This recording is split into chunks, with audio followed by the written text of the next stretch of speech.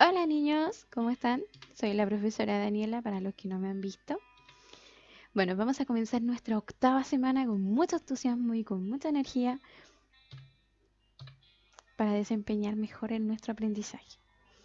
Bien, comenzamos entonces con lenguaje y comunicación. Vamos a ver la guía de trabajo número 8, la que es su objetivo: identificar la estructura y propósito del texto literario, el poema. Lo vamos a ver a grandes rasgos porque debemos ir avanzando. Recuerden que estamos todavía en contenido de cuarto. La guía de ejercicio número 7 vamos a ver los verbos, del cual nuestro objetivo es conjugar los verbos en sus tres tiempos utilizando los pronombres personales. Bien, aquí como sale Batman, sobándose su barbilla. ¿De qué tratará todo esto? Antes de pasar a nuestro contenido, vamos a ver las lecturas comprensivas correspondientes. Entonces, vamos a la número 15, la cual solamente se van a contabilizar dos preguntas porque no sé qué ocurrió, que no se guardaron los cambios. Por lo tanto, quedó la pregunta, pero quedaron la alternativa de la lectura anterior. ¿Ya? Entonces, comencemos. Dice, espero la música no se escuche tan fuerte.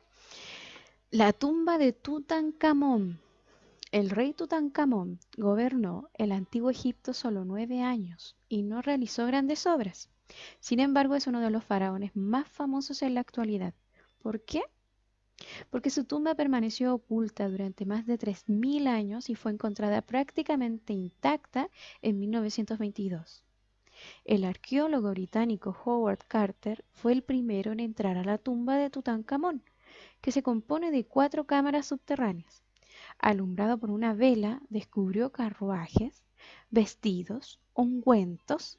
Ungüentos son como pomadas que se aplican en la piel, armas, bastones, muebles, vasijas, amuletos y joyas de oro, plata y piedras preciosas. Mucha comida, vinos, flores secas, coloridos dibujos en las paredes, ya imagínense, salen así. Y por supuesto, el cuerpo embalsamado de Tutankamón. La momia del rey yacía dentro de un sarcófago que contenía a su vez tres ataúdes, uno dentro del otro, como esas cajitas grandes que van una dentro de la otra. Asimismo estaba la tumba. La que vemos aquí en esta imagen es efectivamente la tumba de Tutankamón. Ya vamos a hablar de este personaje. Carter y su equipo descubrieron más de 5000 piezas que demoraron 10 años en catalogar y que ahora se pueden ver en el Museo del Cairo. Es un tesoro fabuloso y según algunos está maldito. 4 meses después del descubrimiento de la tumba, Lord Carnarvon, el hombre que había financiado la búsqueda del tesoro, murió por una picadura de mosquito que se le infectó. Su hermano murió poco después. Ambos habían estado en la tumba. También murieron el hombre que derribó el último pedazo de muro para entrar a la cámara real, el médico que radiografió a la momia y a la secretaria de Carnarvon. Y hubo más muertes. La gente comenzó a hablar de la maldición de Tutankamón, pero la verdad es que de las 58 personas que estuvieron cuando la tumba se abrió, solo 8 murieron en los 12 años siguientes. El mismo Howard Carter vivió tranquilamente 17 años más sin que ninguna maldición lo tocara. Bien, antes de pasar a la actividad de esta lectura, debo mencionarles y recalcarles que se hizo un estudio sobre los restos de Tutankamón y los llevó a esta imagen. Es una tipo escultura de cera. Y esta es una imagen en el computador donde les modifican su fisonomía de la cara y le pueden hacer tantos movimientos como gestos que ellos hacían. Es un estudio completísimo que se le realizó. Bien, entonces, la actividad es encerrar en un círculo la alternativa correcta. Número 1. El Museo del Cairo. ¿En qué país se encuentra? A. Inglaterra. B. África. C. Egipto. D. México. 2. ¿Por qué razón se cree que la tumba de Tutankamón está maldita? A. Por los rituales que se hicieron allí. B. Por los insectos que viven allí. C. Porque murieron 58 personas que habían ingresado a ella. D. Porque murieron 8 personas que habían ingresado a ella. ¿Por qué se cree que está maldita? Ahora vamos a la segunda lectura, la número 16. Se titula El Triángulo de las Bermudas. Muy conocido, ¿cierto? Desde mediados del siglo XIX, después vamos a aprender a leer los números romanos. Unos 50 barcos y 20 aviones han desaparecido en una zona del Atlántico, llamada el Triángulo de las Bermudas. El caso más famoso es que el de 5 bombarderos de la Fuerza Aérea de Estados Unidos, que en 1945 se esfumaron durante un vuelo de entrenamiento. El hidroavión que salió a buscarlos tampoco regresó. Normalmente después de que un avión cae al mar, sus restos quedan esparcidos sobre el océano. Lo curioso de este caso es que jamás se encontró rastro alguno de los aviones. En el Triángulo de las Bermudas, una gran superficie de mar que se extiende entre Puerto Rico, las Islas Bermudas, como vemos aquí, desde Puerto Rico a las Islas Bermudas y a Estados Unidos, que es Florida, se han perdido barcos y aviones sin que los capitanes hayan alcanzado a avisar por radio que estaban en peligro. En otros casos se han encontrado naves a la deriva, intactas pero sin tripulación. Nadie sabe qué pasó con las personas que iban a bordo. Como todo esto suena misterioso, varios escritores han aprovechado estas historias para crear el mito de que las naves desaparecen en el Triángulo de las Bermudas. Cruzan portales de tiempo y espacio o son absorbidas por fuerzas magnéticas que provienen del fondo del mar o también que son secuestrados por extraterrestres. Pero una explicación más sencilla podría ser que suelen generarse tormentas y huracanes capaces de hundir barcos y derribar aviones. La profundidad de las aguas y las corrientes submarinas podrían ser las responsables de que a veces no se encuentren los restos de las naves desaparecidas. Naves cruzan todos los días sin problemas, a pesar de que hay personas que tiritan de miedo al cruzar allí. Bueno, antes de realizar la actividad veamos estas imágenes donde sale el Triángulo de las Bermudas. Claro que este triángulo no está de esta manera en el fondo del mar. ¿Ya? Es para simular cómo podría ser su forma o hasta dónde alcanza o qué territorio abarca. Bien, aquí hay dos fotos sobre el mar y dos fotos bajo el mar. Estos son algunos de los barcos que se han encontrado después de mucho tiempo que los han ido buscando. Número 1. ¿En qué océano está ubicado el Triángulo de las Bermudas? Justo yo estoy tapando. A. Océano Ártico. B. Océano Atlántico. C. Océano Pacífico. D. Océano Índico. Ahí remarcan ustedes. 2. ¿Qué razón científica explica que no se encuentren los restos de las naves? A. Las tormentas eléctricas. B. Fuerzas magnéticas del fondo del mar. C. Los fuertes vientos que provocan huracanes. D. Las corrientes submarinas. 3. ¿Qué significa que escritores utilizan estas historias para crear mitos? A. Porque de un hecho real inventan sucesos paranormales y fantásticos. B. Porque quieren enseñar una moraleja por medio de una historia real. O C. Porque intentan dar una explicación a un fenómeno. Recuerden cuáles eran las bases de un mito. Lo vimos en la clase pasada. Bien, ahora vamos a nuestro contenido, la guía de trabajo número 8, que es la leyenda. La leyenda es una narración tradicional que mezcla la realidad y fantasía. Este relato puede ser transmitido de forma oral o escrita. Pertenece a un lugar determinado y se transmite de generación en generación. Las leyendas combinan elementos reales con elementos imaginarios o maravillosos, enmarcados en un contexto geográfico e histórico de sus tradiciones locales. Esto hace que sean aceptadas como historias verídicas, ya que el personaje o lugar es conocido por toda la comunidad. Las leyendas carecen de un autor. Por esta razón los detalles se suelen ir modificando con el paso del tiempo, gracias al aporte colectivo, es decir, una persona cuenta la historia a otro grupo de personas y este grupo de personas cambia datos de fechas, vestimenta, cómo ocurrieron los hechos, pero en sí la historia es la misma y la vuelve a transmitir. Y ese nuevo grupo que sabe la historia la vuelve a tergiversar y así se han ido cambiando. Lo cual da origen a múltiples versiones de la misma historia. En nuestro país, Chile, existen leyendas que caracterizan a cada zona. Por ser en el lugar donde nosotros habitamos, que es la zona norte, existen leyendas que son de aquí, como por ejemplo la de la tirana. Y ahora veamos las partes de la leyenda. Primero tenemos el inicio, donde se presentan los personajes, el contexto, el lugar, espacio, tiempo. Luego tenemos el nudo, que es donde se crea el conflicto. A través de las acciones de los demás personajes se crea un conflicto. Y la resolución es cuando este conflicto se desenvuelve y llega a su fin. Casi siempre es por un componente mágico. ¿Ya? Vamos a ver diferencia entre mito y leyenda, pero antes veamos los tipos de leyendas que existen. La leyenda infantil, que es el relato con personajes dedicados a los niños. La leyenda urbana, que es sobre el folclore de una sociedad. La leyenda local, que son historias atribuidas a hechos o personas vinculados a lugares específicos. Solo hay. La leyenda rural, que son las narraciones del campo o del pueblo, que se transmite de forma oral. Son hechos contados, pero que son muy difíciles de verificar.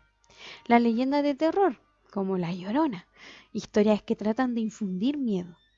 La leyenda histórica son narraciones de acontecimientos históricos como fundaciones de ciudades, invasiones o conquistas que se hayan realizado. Leyenda religiosa. Estas tienen que ver con hechos sobrenaturales, relacionados siempre con la vida y obra de algunos santos o de personas que vivieron una vida entregada a la vida religiosa. La leyenda etiológica, que son narraciones de la creación de la naturaleza, como lo de las montañas, los ríos, etc. Entonces vamos a ver las diferencias. Los mitos. Los mitos entre sus personajes se encuentran siempre dioses. Los relatos son acerca de la creación del mundo, los dioses, el ser humano, la agricultura, animales, fundación de un pueblo, y sirven para explicar el origen de algo del mundo, ya sea su geografía, su composición. En cambio, las leyendas están basadas en algún hecho real, ya sea uno, el lugar, el tiempo, algún personaje que nunca se pudo develar. Sirven para explicar sucesos ocurridos en un determinado lugar y se refiere a un lugar conocido por la comunidad, es decir, no todo es irreal. Bien, nosotros vamos a ver ahora una leyenda que se titula La leyenda del hilo rojo. Esta leyenda surge cuando se descubre que la arteria ulnar conecta el corazón con el dedo meñique. La arteria ulnar va directa al corazón y está en el dedo meñique también. Va directa por todo nuestro sistema circulatorio y llega a nuestro corazón. Al estar unidos por esa arteria se comenzó a decir que los hilos rojos del destino unían los meñiques con los corazones, es decir, simbolizaban el interés compartido y la unión de los sentimientos. Se cuenta que el hilo existirá independientemente del momento en que se conozcan las personas. Este no se puede romper aunque se extienda o se enrede. Es por esto que al hacer promesas se entrelazan estos dedos, simbolizando una promesa real y verdadera. Cuando hacen así, te lo prometo, en mi villano favorito sale. Una de las leyendas sobre este hilo rojo cuenta que un anciano que vive en la luna sale cada noche y busca entre las almas aquellas que están predestinadas a unirse en la tierra. Y cuando las encuentra, las ata con un hilo rojo para que no se pierdan. En Japón existe una leyenda que cuenta que dos personas destinadas a quererse están unidas por un hilo rojo atado a sus dedos meñiques. Este hilo es invisible, pero llegará un día en que todos conoceremos a esa persona que está al otro lado del hilo y la amaremos profundamente. Dice una hermosa historia que hace muchos siglos un poderoso emperador se enteró de que en sus dominios vivía una bruja que tenía poderes y era capaz de ver el hilo rojo del destino. Aquí está entonces la bruja alrededor de los asesores y el emperador de Japón. El emperador, no sé si puedo mover la cámara, sí, ya. El emperador, que estaba deseando casarse, ordenó que buscaran a la bruja y la llevaran ante su presencia. Quería saber a toda costa quién estaba al otro extremo de su hilo, quién sería su futura mujer. La bruja acudió al palacio y gracias a uno de sus extraños brebajes, es decir, una bebida, el emperador pudo ver el hilo rojo atado a su dedo. Comenzó a seguir el hilo y llegó hasta un pueblo rural, donde vivía gente muy humilde. Atravesando callejuelas, el hilo le condujo hasta el mercado, donde las mujeres vendían fruta y verduras, mientras sus hijos jugaban formando un gran alboroto. En uno de los puestos vio a una pobre campesina que amamantaba a una bebé, al tiempo que ofrecía en cestas la cosecha del día anterior. Asombrado comprobó que su hilo terminaba en el dedo de esa sencilla mujer. Señor, le dijo la bruja mirándole a los ojos, como puede ver, hasta aquí llega el hilo rojo. Eso significa que su destino está en la mujer que tiene frente a usted. El emperador se enfadó muchísimo pensando que la bruja estaba burlándose de él. ¿Estás insinuando que yo tengo o tendré algo que ver con esta harapienta campesina? Le preguntó enfadado, fulminándola con la mirada. Qué difícil. Así es, Majestad. Usted mismo puede ver que ahí era hilo, que el hilo le ha traído hasta ella. Acá vemos entonces a la mujer con la niñita, con la bebé y el hilo que él podía ver. Ante la insistencia de la bruja, el emperador se sintió tan ofendido y lleno de rabia que la apagó con la chica. Se acercó a ella y le dio tal empujón que el bebé se le cayó de los brazos. Se dio de bruces contra el suelo y se hizo una herida con forma de luna en la frente. Después mandó que sus soldados apresaran a la bruja y la expulsaran de su reino.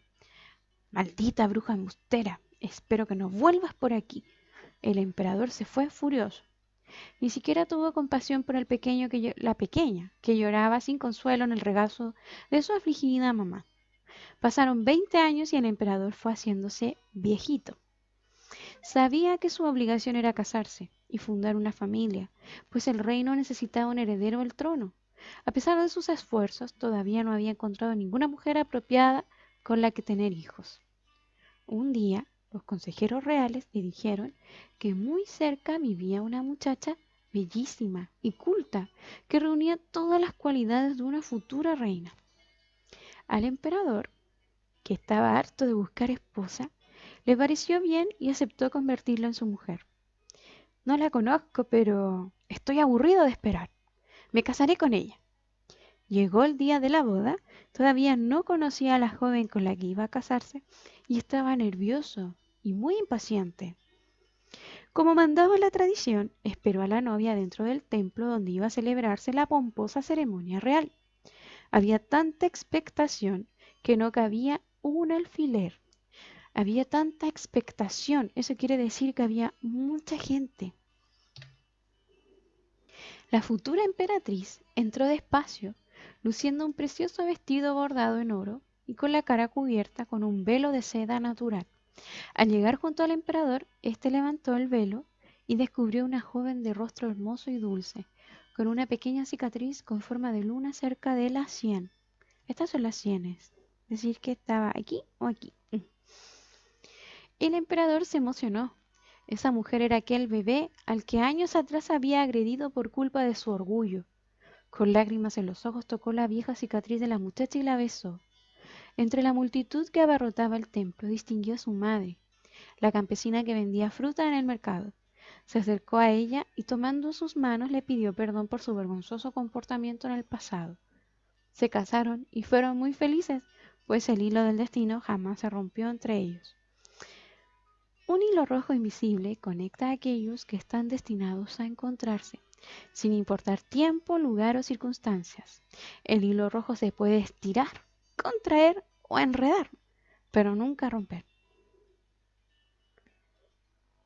Bien, niños, espero que les haya gustado esta romántica historia y ahora pasemos a nuestra actividad. Ítem 2. Enumera del 1 al 7 el orden de los sucesos de la leyenda. Recuerden que el ítem 1 era leer la leyenda. Bien, Entonces, la campesina perdona al emperador por el atrevimiento que tuvo con ella y su hija. El emperador conoce a la bebé que tiene la otra punta de su hilo, ese es el corrector del computador, de su hilo en su meñique. Los consejeros reales le advirtieron al emperador que debía casarse pronto. El emperador ordenó traer a la bruja que le enseñara quién sería su futura esposa. El anciano todas las noches se dispone a atar a las personas que están destinadas a enamorarse. El emperador expulsó a la bruja de su reino. El emperador deseaba casarse. Bien, indiquen aquí del 1 al 7 el orden de los sucesos. Obviamente, qué pasó primero, qué pasó segundo, tercero, cuarto, quinto, sexto, séptimo. Ítem 3. Responde las siguientes preguntas. ¿Por qué razón el emperador se sintió engañado? Las respuestas deben ser coherentes, comenzar con mayúscula y terminar en punto. Número 2. ¿A qué se refiere la expresión no cabía un alfiler? Voy a estar igual que Batman. Número 3. ¿Por qué razón el emperador quería casarse? Y finalmente, número 4. Si fueras la madre de la futura emperatriz, ¿qué le hubieras dicho en el momento en que se disculpó el emperador con ella? Ahora pasemos a ver la séptima guía de ejercicios gramaticales. Los verbos para cumplir su función en oraciones se conjugan de acuerdo a lo que se quiere decir y se utilizan diferentes tiempos, personas gramaticales y modos. Para conjugar utilizaremos como base los pronombres personales. Veamos el siguiente ejemplo. Observen, la niña partió al mercado. ¿Quién partió al mercado? La niña. Y se puede reemplazar por ella. Ella sería el pronombre personal para indicar la niña. Entonces, vamos a reemplazar la niña. A ver, negro. Vamos a reemplazar la niña por ella. Ella partió al mercado. ¿Qué pasaría si cambiáramos ella por otros pronombres personales? Bueno, ahí cambiaría totalmente la oración, ¿cierto? Porque si fueran dos niños, ya serían ustedes. Ustedes parten al mercado. ¿Y si fuéramos todos nosotros dibujados? Nosotros partimos al mercado. Si fuera yo sola, yo parto al mercado. ¿Y si fueras tú? Tú partes al mercado. Y si fueran solo ellos o ellas, un grupo, ellas parten al mercado. Y si fueran ustedes menos yo, ustedes parten al mercado. Veamos acciones y ustedes van a ir en sus casas identificando y nombrando, ¿de acuerdo?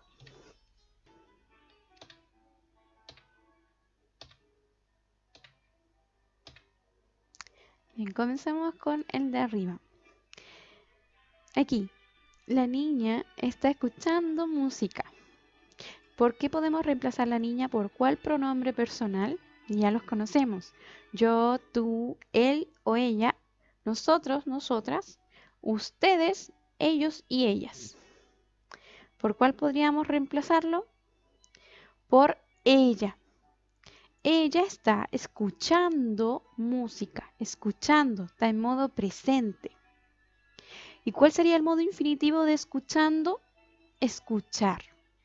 Veamos al lado. Tenemos a un panda que está columpiándose, también está comiendo o tomando helado me parece. Ya, el panda se está columpiando. ¿Cómo podemos reemplazar el panda solo por él? Ya. Él se está columpiando. ¿Y cuál sería el modo infinitivo de columpiando? Columpiar. Recuerden que terminan los modos infinitivos en ar, er o ir. Además está tomando helado. ¿Cuál sería el modo infinitivo de tomando? Tomar. Y de bebiendo, beber. Veamos los gatitos. Los gatitos están durmiendo. Los gatitos. ¿Cuál pronombre personal podría reemplazar los gatitos? Ellos, ellos, ellos están durmiendo. ¿Y cuál es el modo infinitivo de durmiendo? Dormir. Pasemos al lado. Bueno, no tiene la animación, pero es una chica con los plumeros agitándolos. Bien, esa acción es animar. Ya. La chica entonces está animando. ¿Por qué podríamos reemplazarla? Por ella. Ella está animando. Animando. ¿Cuál sería el modo infinitivo de ese verbo? Animar. Y abajo está llorando. ¿Cuál es el modo infinitivo de llorando? Llorar. Y al lado tenemos a Totoro que está aquí con unas pesas. Él está entrenando. Él está entrenando. Entrenando. ¿Cuál es el modo infinitivo de entrenando? Entrenar. Y Totoro podríamos reemplazarlo por él. Por el pronombre personal él. Bien, ahora realicemos la siguiente actividad. Número 1.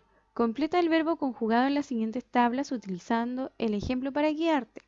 Recuerda que la raíz del verbo es un modo infinitivo que puede terminar en ar, er o ir. Y va cambiando de acuerdo con el pronombre que se va utilizando. Veamos entonces, el verbo a conjugar es comprender. Vamos a utilizarlo en modo presente, es decir, está ocurriendo en estos momentos. Ese es el presente, lo que está ocurriendo. Es que ahora se está realizando, como dice nuestra guía. Entonces, yo, para decir que yo estoy comprendiendo, ¿cómo lo digo en modo presente? Yo comprendo. Tú comprendes.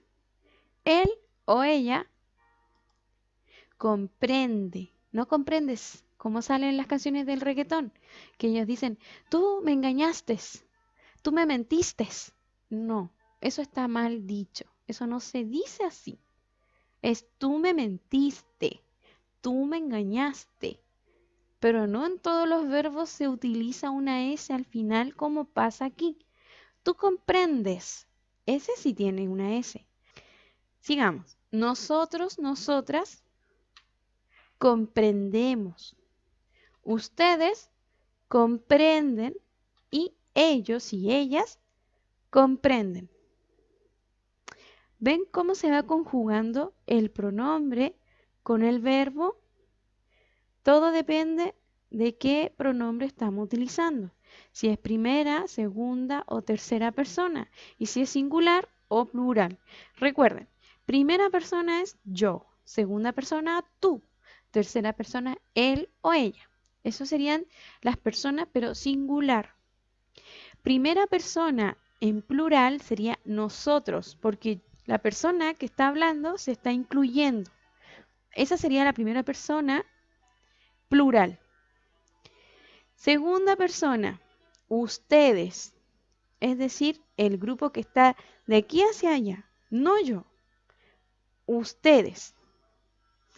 Y ellos sería tercera persona, es decir, completamente fuera de nuestra comunicación, porque si yo estoy hablando con ustedes y vamos a hablar de otro curso, por ser del cuarto básico, vamos a decir ellos, porque ni ustedes ni yo estamos incluidos en ese grupo. ¿Bien? ¿Se va comprendiendo? Espero que sí. Entonces ahora ustedes deben conjugar los verbos cultivar, decidir, acelerar, desconocer y salir. Todos en modo presente, es decir, todos se están realizando en estos momentos. Y hasta aquí termina nuestra guía de ejercicios. Y ahora pasamos a ciencias sociales. Ya, vamos con la guía de trabajo número 8. El objetivo de ella es demostrar la ubicación de coordenadas y líneas imaginarias en el planeta Tierra. Vean aquí, tengo dos ejemplos de vehículos o medios de transporte que necesitan de estas coordenadas para poder dirigir su viaje y llegar al punto que ellos quieren. Es decir, los pilotos de aviones y los capitanes de barcos, tanto marinos como submarinos, necesitan de estas coordenadas para poder dirigir bien su viaje, si no se van a perder.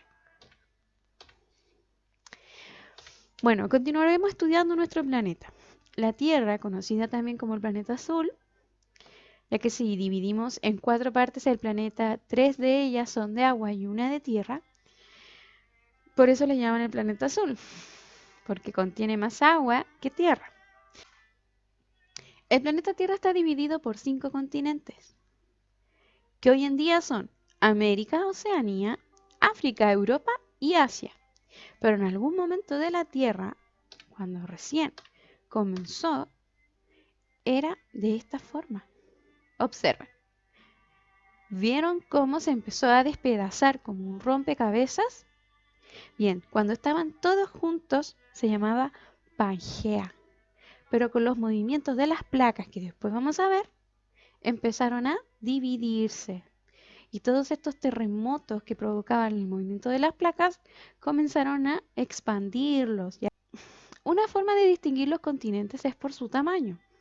El más extenso es Asia, seguido por América, luego África, Antártica, Europa y Oceanía.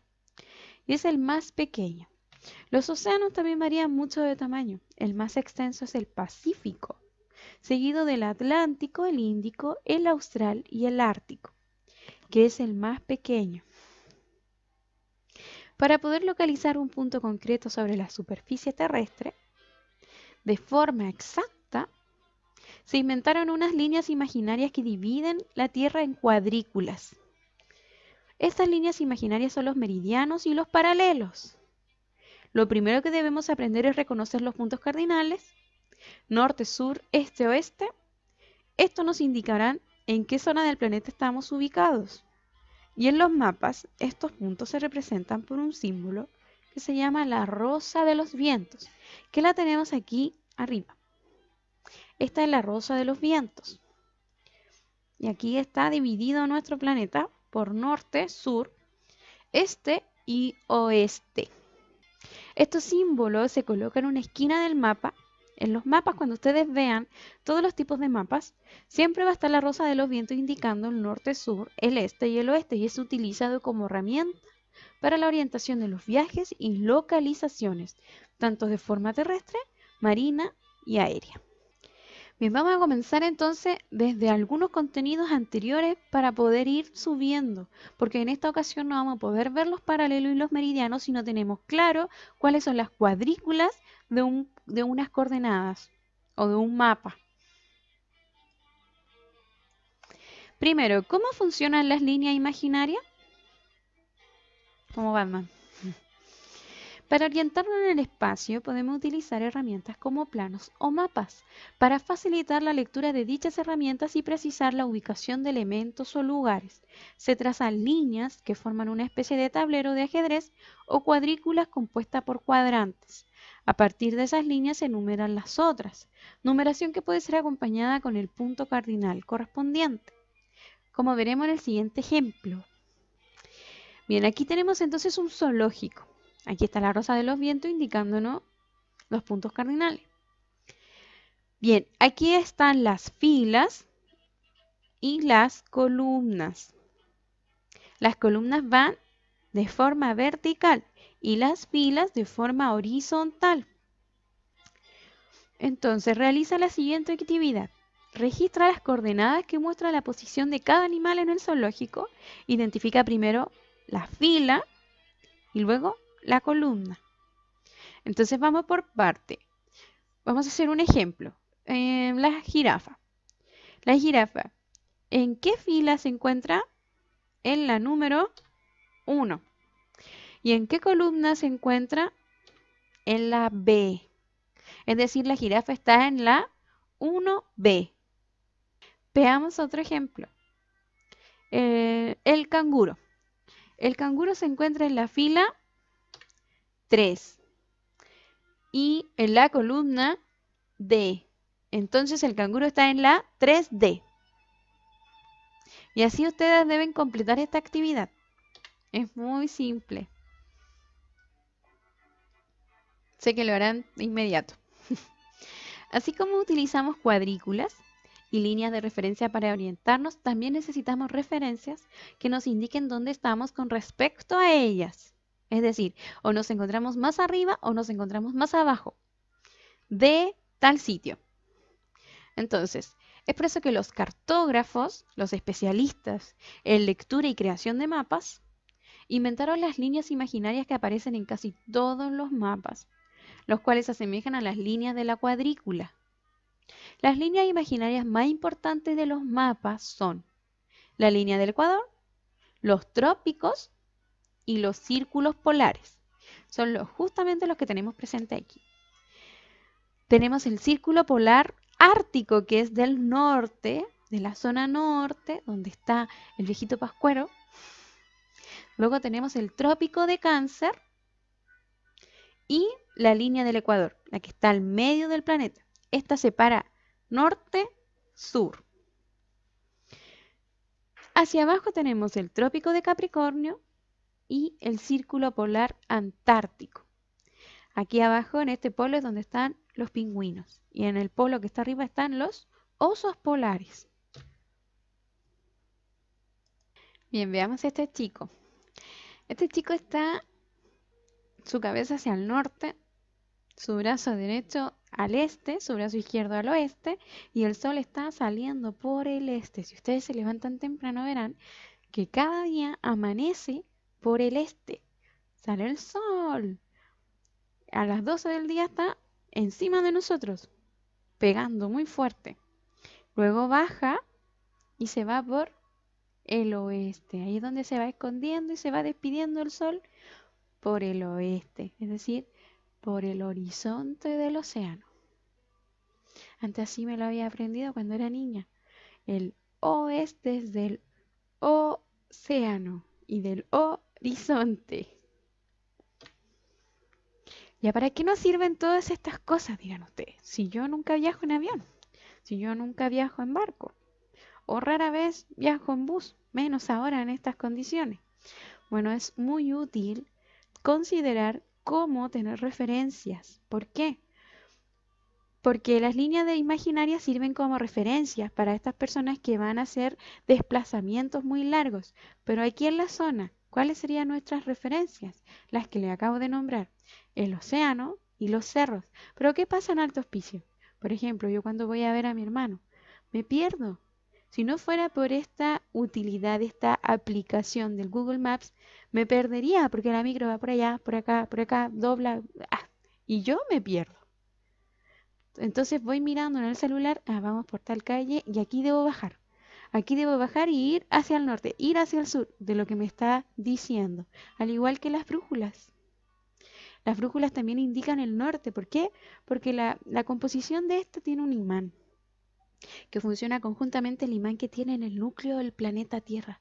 Por lo tanto, siempre la aguja va a apuntarnos hacia el norte.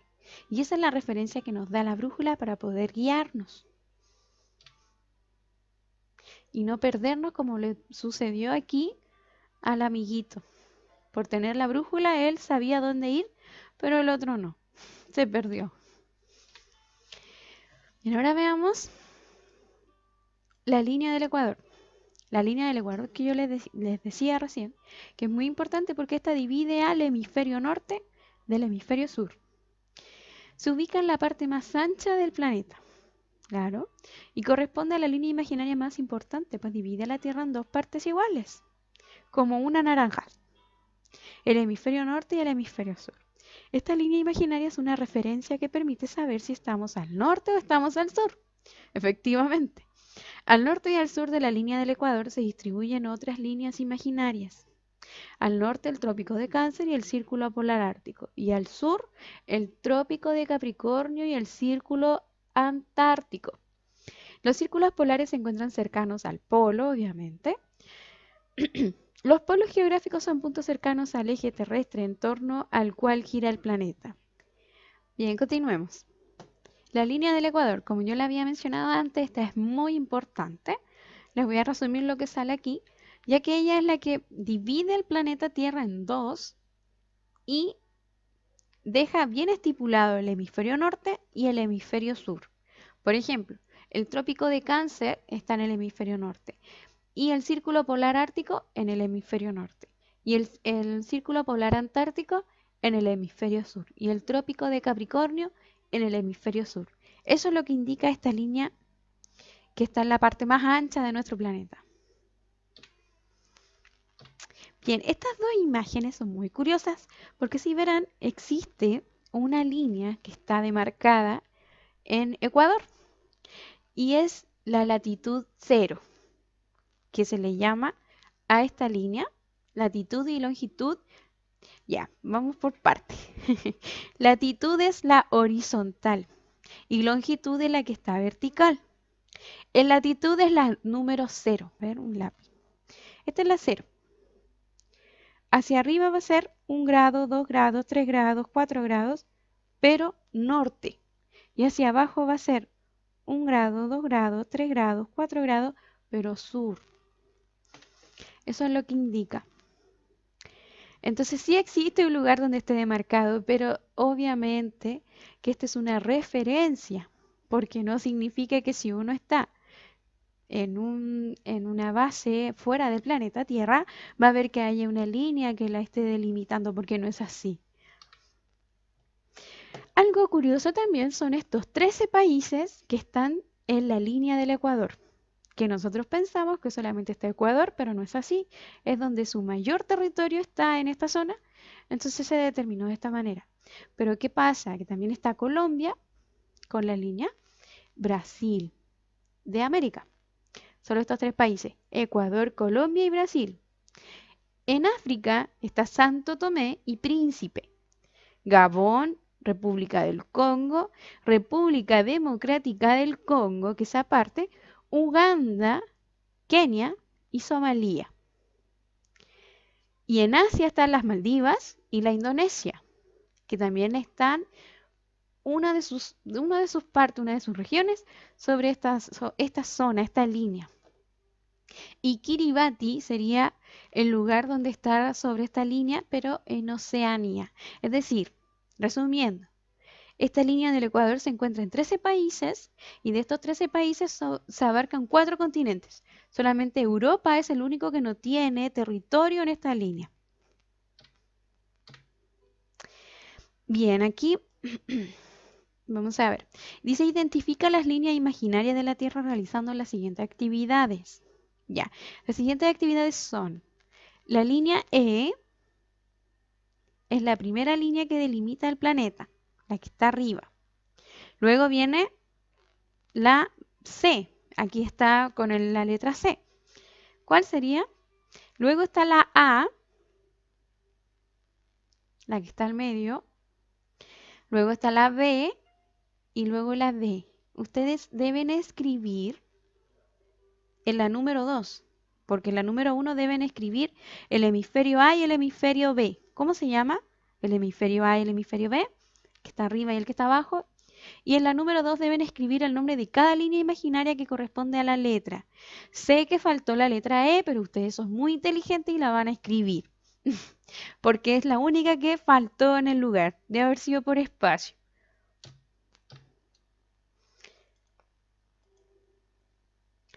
Bien, en la próxima actividad deben identificar en el plano inferior los continentes y los océanos. En el mapa escribe el número correspondiente a cada continente y océano. También lo teníamos en nuestro mapa anterior. Entonces está América, número 1, número 2 Europa, 3 África, 4 Asia, 5 Oceanía, 6 Antártica, 7 Océano Pacífico, 8 Océano Atlántico, 9 Océano Austral, 10 Océano Glacial Ártico y 11 Océano Índico. Bien, entonces ustedes deben escribir el número en los cuadritos. Referencia siempre. La rosa de los vientos, que nos representa los puntos cardinales. Y aquí tenemos otra actividad sobre coordenadas. Vamos a ir despacito para poder llegar a nuestro mapa. ¿Ya? Observa la representación de la sala de clases y luego señala la ubicación de los estudiantes. Ojo, que aquí también está la rosa de los vientos. Norte, sur, este y oeste. Aquí salió cortado. Bueno, tenemos los estudiantes sentados dándole la espalda al norte. Ojo, porque siempre en los dibujos aparece que la persona tiene su vista hacia el norte, pero hay dibujos que no. Entonces deben fijarse muy bien en la rosa de los vientos que nos indican los puntos. Mira, aquí tenemos otra actividad que dice observa la representación de la sala de clases y luego señala la ubicación de los estudiantes. Ojo, que no están todos los estudiantes, solo hay 8 y son 12. Bien, entonces, recuerden que ya hicimos una actividad así, donde primero debemos fijarnos en la fila y luego columna. Fila, columna. Por ejemplo, Marco. Marco se encuentra... Aquí teníamos otra referencia. El típico dibujo que les decía, que la visión siempre está hacia el norte. Pero debemos fijarnos porque en esta actividad que nos aparece la rosa de los vientos dice que el norte está hacia atrás de los niños. Entonces no se deben confundir. Si no aparece, uno lo da por hecho que siempre el norte está hacia la vista de uno. Pero ¿y si no? ¿Y si aparece una rosa de los vientos indicándome los puntos como aquí ocurre? Bien, deben estar muy atentos. Bien, decíamos Marco. Marco se encuentra en la fila número 4. ¿Y en qué columna? En la C. Entonces Marco se encuentra en la 4C. Veamos la siguiente actividad. Utiliza los puntos cardinales para describir la ubicación de la cuadrícula de los estudiantes de la sala en relación con sus demás compañeros. Es decir, veamos la letra A. Dice, Natalia, ¿dónde está Natalia? Aquí. Natalia se ubica al de Juan. Natalia se ubica al de Juan. Veamos. ¿Al norte? No. ¿Al este? No. ¿Al sur? No. Al oeste. Oeste. Natalia se ubica al oeste de Juan. Veamos otro ejemplo. Emilio se ubica al de Sofía. Emilio se ubica al de Sofía. Emilio se ubica al norte o al sur. Al sur de Sofía. Bien. Esa fue la guía de ciencias sociales. Ahora vamos a pasar a ciencias naturales. Bien, es la guía número 8 también, corresponde a la semana 8. Y el objetivo de esta es distinguir las propiedades de la materia en sus distintos estados. Bien, antes debemos mencionar las propiedades de la materia como vistas de una forma general se pueden diferenciar en su dureza, en su estado y en su conductividad térmica. Dureza es la resistencia que ofrecen algunos cuerpos a ser rayados. Estado es la forma en la que están unidas las partículas de un cuerpo. Y conductividad térmica es la propiedad que tienen algunos cuerpos para transmitir el calor. Veamos a qué se refiere con esto de estar rayados. No es que estén locos. Veamos, materiales duros. El diamante es la material. Vendría siendo la mineral. Es el material. O es el mineral más difícil de rayar. De pasar algo, ¿cierto? Encima. A eso se refiere. Y los materiales blandos como las plastilinas son fáciles. Por decir entonces, el diamante es muy duro, no se puede rayar muy fácilmente, y las plastilinas o plasticinas sí lo son fáciles, son muy blandas. Esa es una diferencia en su dureza. Veamos el estado. Es la forma en la que están unidas las partículas, es decir, su composición, esa que vemos a través de un microscopio. Pueden ser sólida, líquida o gaseosa en sus términos más generales, porque sabemos que existen otros estados, pero eso los vamos a ver en otro año más adelante. Ya, y la propiedad que tienen algunos cuerpos para transmitir el calor, dependiendo de si son metales, porque por ejemplo los metales conducen muy bien el calor. Por ejemplo, aquí tenemos los ejemplos de las ollas. Pasemos a la guía. Hay materia en todos lados. Todo lo que puedes ver, tocar u oler es materia. Pero también hay materia que no puedes ver o tocar. Es invisible. Una característica de todo lo que es materia es que ocupa espacio. Esto se llama volumen. ¿Cuánto volumen ocupa, por ejemplo, esto? Ocupa y lo medimos, ¿cierto? Esto mide tanto de largo, tanto de ancho, tanto de alto. Este volumen ocupa. Puedes pensar que el aire no ocupa espacio, pero ¿qué sucede cuando inflas un globo? Este aumenta el volumen, es decir, ocupa más espacio. Ese volumen es del aire que usaste para inflar el globo. Entonces el aire sí ocupa volumen.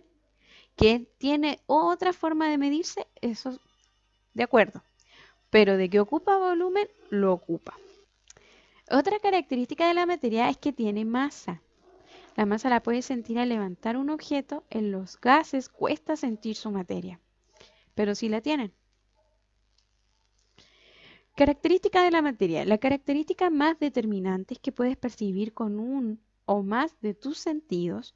Sus otras cualidades son el tamaño, la forma, el color, la textura y la dureza.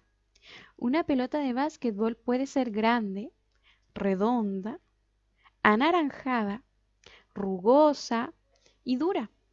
Rugosa y lisa describe la textura de un objeto, de cómo se siente al tocarlo. La dureza describe la firmeza de un objeto, si es firme, si es resistente, y como una pelota de básquetbol inflada. Las características de un objeto dependen en parte de los materiales de lo que está hecho. La madera, el plástico, la goma y los metales son ejemplos de materiales. Una pelota de tenis y una pelota de básquetbol hacen distintos sonidos cuando rebotan. Esto se debe en cierta medida a que están hechas de materiales distintos con propiedades diferentes. Tu sentido del olfato te informa sobre otra propiedad, el olor. Todas las cosas y los seres vivos estamos compuestos por átomos y moléculas que forman la materia. El átomo es la unidad constituyente más pequeña y estable que mantiene todas las propiedades de un elemento. Está compuesta por protones, neutrones y electrones. El átomo es la parte de materia más pequeña que puede ser medida. Los tipos de átomos que existen son 118 y estos están presentes en la tabla periódica de los elementos. Miren, antes de pasar a lo siguiente, voy a demostrarles que ambos muñequitos están hechos de goma. Pero este yo lo puedo apretar, es más blando. Este no lo puedo apretar, es rígido, resistente, pero ambos son del mismo material. ¿De qué dependerá? ¿De que yo lo pueda mover o apretar? ¿De cómo fue construido? ¿Y con qué otro material se compone?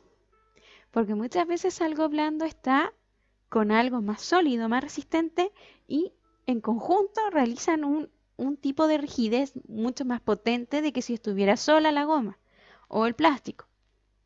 ¿Me entienden? ¿Me dejo explicar? Bien, aquí vamos a ver entonces un átomo. En él ven ustedes las partículas, cómo se van moviendo. Tenemos partículas neutrones, electrones y protones. Los átomos en su conjunto forman moléculas. Las moléculas con otras moléculas son partículas de un elemento. ¿Me explico? Bien, antes realicemos la siguiente actividad. Número 1. Nombra dos materiales de los que están hechos tus zapatos, los que tengas ahora puestos. Compara la textura de los materiales.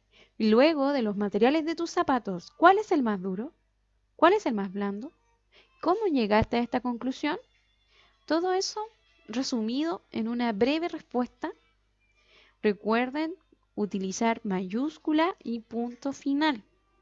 Y luego número 3 dice, Mira a tu alrededor y escribe en la tabla el nombre de 3 objetos describiendo todas las características de la materia por cada objeto. Son solo 3 objetos, ¿ya? Entonces vamos con la número 1. La zapatilla. Esta es mi zapatilla.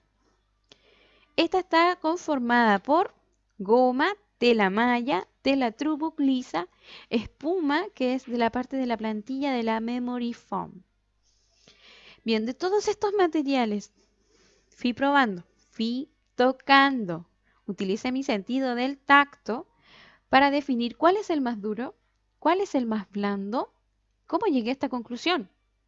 Ustedes ya deben saberlo.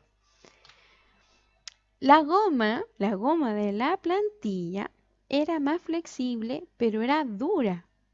Y la parte negra, era más suave. Esos son algunos de los datos que puedo darle en estos momentos. Ustedes deben rellenar más de sus zapatos.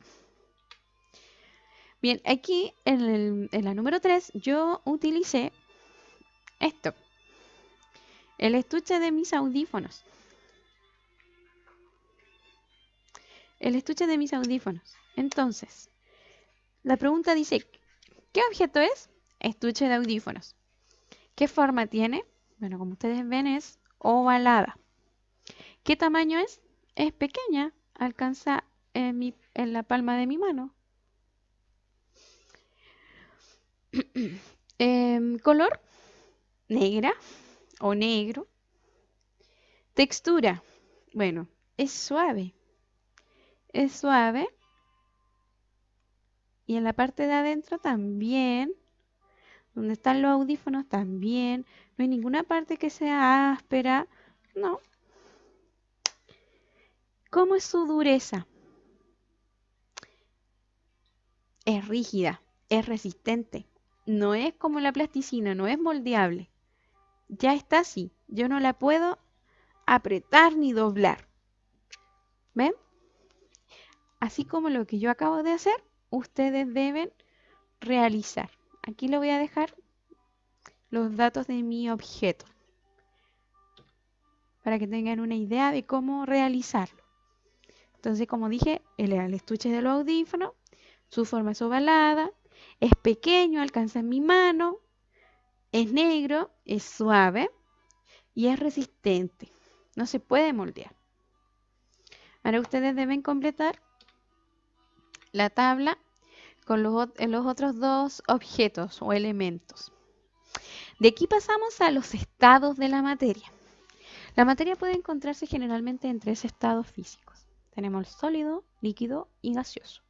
Aunque la mayor parte de los objetos que usas están fabricados con materiales sólidos, como la madera, el vidrio o los plásticos, la materia está formada por pequeñas partículas, unidas entre sí por fuerzas de atracción y en constante movimiento. En cada uno de los estados de la materia, la unión y el movimiento de las partículas son diferentes, tal como se explica a continuación. ¿Qué tiene en común el vapor que sale de una tetera? ¿Un vaso con agua y un hielo? ¿Cómo lo explicarías? Todo lo que nos rodea está hecho de materia, es decir, tiene masa y ocupa espacio. Los 3 estados de la materia, como habíamos dicho antes, los generales son sólido, líquido y gaseoso. Los sólidos. Un sólido es materia que mantiene volumen y forma propio, sus partículas están ordenadas y la distancia que las separa es muy pequeña. Vibran en sus posiciones fijas, como tenemos aquí. ¿Ven que vibran? Pero ahí no se mueven, pero no se desplazan. Por lo que al tener sus moléculas comprimidas presentan una forma y volumen definido. Ya niños, a ver, aquí tenemos un humidificador. ¿Ven cómo sale el vapor del agua? ¿Se puede apreciar? Y aquí las moléculas se encuentran como aparece en el GIF, dispersas por todas partes, son libres. Vamos a apagarlo.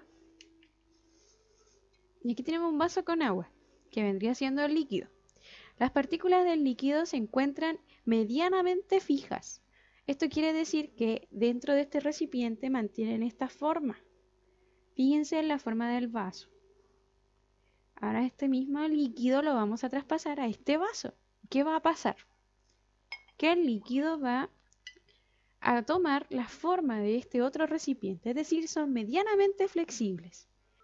Por ejemplo, ahora tenemos 4 hielos aquí en el vaso. Ahí. 4 hielos. Están el agua en su estado sólido, es decir, sus partículas se encuentran como aparece en el GIF, están vibrando pero ahí mismo, en su lugar, en su sitio. Esto quiere decir que al momento de yo traspasarlo a otro recipiente, van a seguir manteniendo la misma forma, no va a cambiar, porque su estado es sólido. Bueno, los líquidos son la materia sin forma propia. Los líquidos adoptan la forma del recipiente que los contiene, como mostré con el agua. El agua es un líquido. Imagina que viertes agua en un frasco, lo que hicimos recién. El agua adoptará la forma del frasco. En el estado líquido, las partículas que forman la materia están unidas entre sí, pero la fuerza de atracción que las une es mucho más débil y menos ordenada que los sólidos. Por este motivo, las partículas se pueden mover.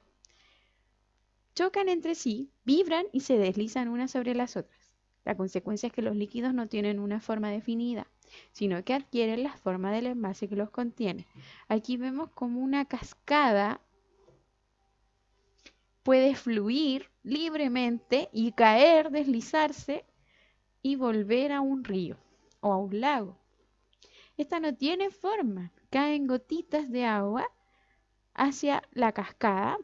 Dependiendo de la profundidad del río o de la forma del río, esta va a fluir. Si es larga y angosta, va a fluir así. Si es ancha y profunda, va a llegar a la profundidad. Todo dependiendo del recipiente que contenga el líquido. Y ahora tenemos el estado gaseoso. En los gases las partículas están mucho más desordenadas. Son libres y se pueden desplazar por todas partes, utilizando todo el espacio que ellas quieran, como ocurría con el humidificador. Observen, es si este quiere, se mueve donde desee las partículas. A ver, si lo tapo, no se ve.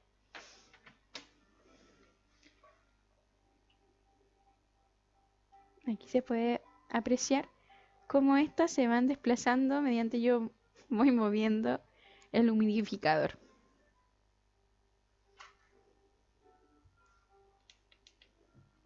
Bueno, aquí tenemos el aire dentro de un globo, el viento, las nubes, el aire dentro de un globo aerostático, el vapor que sale de la tetera, etc.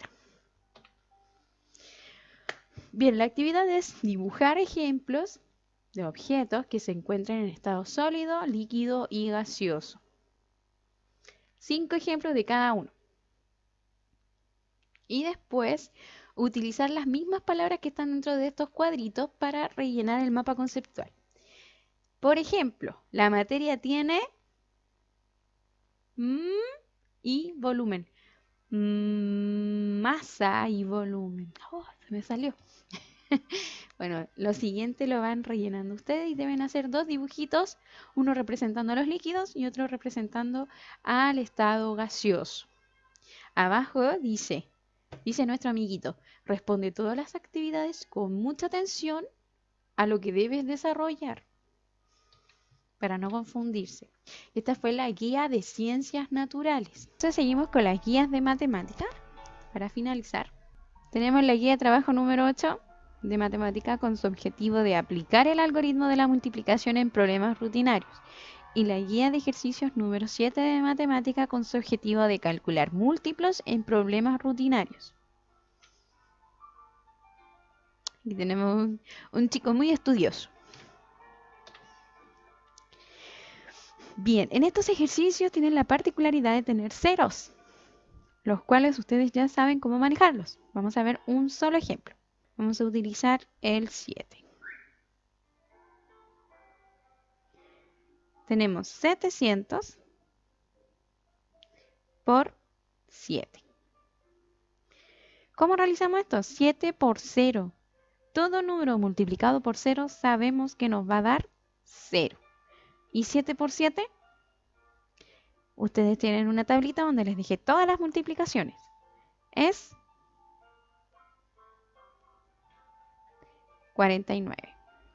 Entonces, decimos unidad, decena, centena, unidad de mil. 1, 2, 3 y el punto.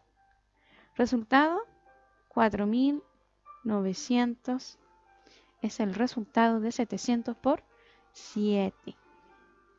Bien, ahora vamos a ver los tipos de problemas que nos van a aparecer. Dice, el primero, tengo 4 cajas con 10 pelotas cada una. ¿Cuántas pelotas tengo en total? ¿Cómo podríamos resolver este problema? Tenemos dos formas. Una es por la suma iterada. ¿Pero qué deberíamos repetir? ¿El 4 o el 10? Que dice, tengo 4 cajas con 10 pelotas cada una. ¿Cuántas cajas? 4. Entonces, el 10 se va a repetir en una caja, en 2 cajas, en 3 cajas, y en 4 cajas se va a repetir el 10. Entonces, podemos realizar de esta forma el problema. Sumando iteradamente el 10. Nos dará el mismo resultado que si 4 lo multiplicamos por 10. Sí, nos va a dar el mismo resultado. Esa es la fórmula. Y en los siguientes ejercicios, ¿cómo se debe realizar? Pues de la misma manera. Veamos el segundo ejemplo. Mejor dicho, el segundo ejercicio. Tengo 3 frascos con 100 canicas cada uno. ¿Cuántas canicas tengo en total? 3. Sammy compra 6 pinches a 50 pesos cada uno. ¿Cuánto pagó en total por todos los pinches? 4. Hay 6 peces de colores en un acuario. Y si hay 8 acuarios, ¿cuántos peces hay en total? Y por último tenemos la tercera actividad. Dice, usa las tablas de multiplicar para obtener el número de puntos. Para realizar esta actividad debemos darnos cuenta cuántas veces se repite la misma cantidad de puntos. Por ejemplo, la letra B. En la letra B tenemos 3 figuras. Ya sabemos cuántas veces se repite entonces. Esta es la cantidad de veces. Es la cantidad de veces que se va a repetir. ¿Qué número? 1, 2, 3, 4, 5, 6. Y acá va a ser el número que se va a repetir. Y acá vamos a obtener nuestro producto. Es muy difícil escribir con esto. Bueno, entonces, ¿cuántas veces se repite? ¿Qué número? Y luego vamos a obtener el resultado. Esto se va a repetir en todos los ejercicios. Pero fíjense que no son uno igual al otro. Aquí tenemos 3 figuras, pero aquí no tenemos figuras. Aquí está dividido por filas y columnas. Recuerden, filas y columnas. Acá tenemos un solo dibujo y está especificado por estas líneas que atraviesan los dos círculos. ¿Cuántas veces hay líneas que atraviesan de 2 círculos? Y aquí no tenemos figuras, pero sí están encerrados. ¿Cuántas veces? ¿Cuántas veces están encerrados? ¿Qué número? ¿Cuál es la cantidad de puntos que se repiten dentro de ese rectángulo? ¿Cuántos puntos hay en cada rectángulo? ¿Y cuántas veces se repiten?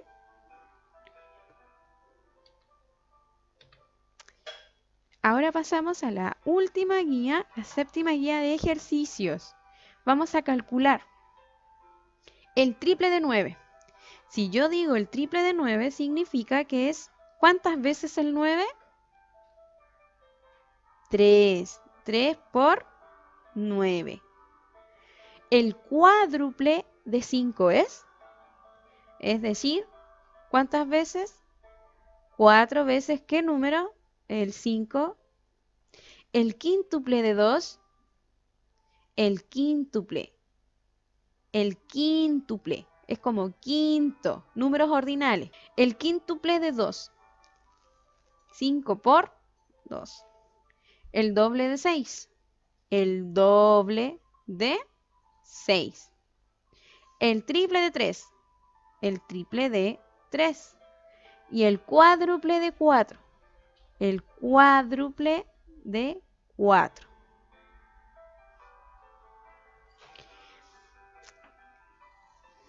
Fíjense que siempre se repiten con el ple, doble, triple, cuádruple, quíntuple. Y finalmente llegamos a los problemas. Aquí hay un solo problema con un problema. Tenemos el número 1 con problema. ¿Por qué? Porque está especificado como división y ustedes no han hecho divisiones, por lo menos en mis clases todavía no pasamos las divisiones, por lo que vamos a cambiarla. Bien, entonces lo vamos a cambiar por otro número. Si en cada cajón me alcanzan 8 tomates, ¿cuántos tomates puedo tener en 6 cajones? ¿De qué forma podría realizar esta operación? De 2, recuerden, una suma o una multiplicación. Veamos el segundo ejercicio. La señora Rosalba llevó a la feria 7 cajas con 9 choclos cada una. Al finalizar la mañana le quedaban 2 cajas. ¿Cuántos choclos vendió? No con cuántos choclos se quedó. Número 3. Isabel invitó a su amiga Josefina al museo. Visitaron 5 salones donde habían 8 cuadros cada uno. ¿Cuántas pinturas tenía la exposición? ¿Cuántas veces se repite qué número? Y ahí van a saber cómo realizar la multiplicación. Número 4. Beatriz quiere comprar un álbum para guardar sus fotografías. Si cada hoja tiene para colocar 4 fotografías y ella tiene 9 páginas, ¿cuántas fotografías puede guardar en total? ¿Cuántas veces se repite qué número? Y ahí van a hacer, recuerden, el algoritmo. Y los últimos problemas dice, si en cada paquete vienen 3 queques, ¿cuántos queques hay en 9 paquetes? Y número 6. Claudia hizo pulseras con 2 adornos cada una. Si elaboró 7 pulseras, ¿cuántos adornos utilizó? Bien, chicos, esas fueron todas las guías y espero que tengan una excelente semana. Les desea, ¿quién? Su profesora, Dani.